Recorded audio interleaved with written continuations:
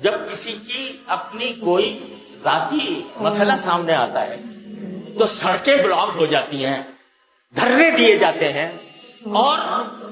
مطالبات کیے جاتے ہیں، جلوس نکالے جاتے ہیں، جلسے ہوتے ہیں، لیکن کیا آج تک میں نے، آپ نے،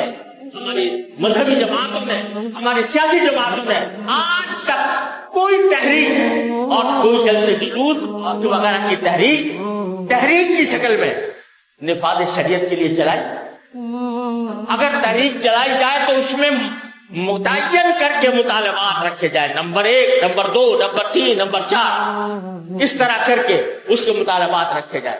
اس کی عملی شکل اگر کوئی پوچھے آپ سے کہ اس مطالبات کو عملاً کیسے نافذ کیا جائے گا، آپ کے پاس اس کا پورا پروگرام ہونا چاہیے، اور اس طریقے سے اگر آپ کو تحریک چلائے تو